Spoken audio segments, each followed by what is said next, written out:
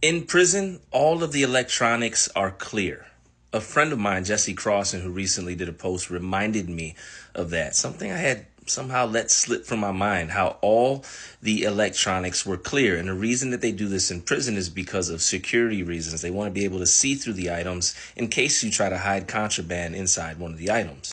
All the electronics issued were clear, and they were issued out through the property room, where they would etch your name onto the property item, and state number with something that was basically like a tattoo gun. Side note, one of my hustles was actually to do that. I began to get really good at buffering out people's names, or buffing it out, and then rewriting or rescribing people's names with a tattoo gun and their state numbers into items that guys had bought off of the yard. This was a contraband charge if you got caught with somebody else's property that you bought from them, because you weren't supposed to be trading, swapping out property. They're pretty strict in most prisons when it comes to this. But yeah, this was one of my side hustles.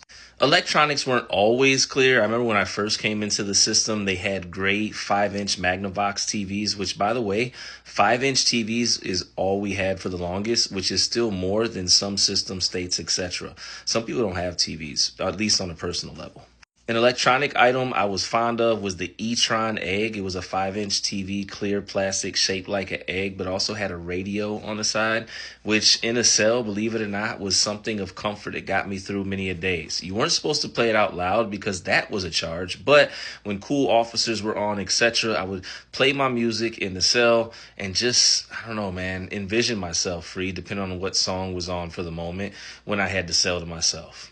Eventually, they let people get 13-inch TVs on their property, and I believe they are able to actually get bigger TVs now, if I'm not mistaken. I've also traveled up to Maine, where they're getting ready to get refrigerators at one prison, which I was amazed by. But then again, these guys on this same prison are allowed to go to work every day, so it makes sense. All in all, electronics are a big thing when it comes to prison, because whether that's your JP5 player, which you can listen to music to, sometimes talk to your people to, etc., or back in the day, a CD player, so that was basically an escape. When you're on a yard, you could listen to music and get away. These are prized possessions, because in prison you don't have much. And to be the guy that has all the property, electronics, etc., that meant something on whatever level in there. Oh, and the most important, depending upon the prison, piece of electronic that you needed to always have was the fan. And the fan didn't blow much. It wasn't very big. I think it was like an 8-inch fan, but you needed that because on some prisons there was no AC. That's all you had. Moral of the story, stay free so you can shop at like Best Buy or want something, man. You know what I'm saying? It's way better. Peace.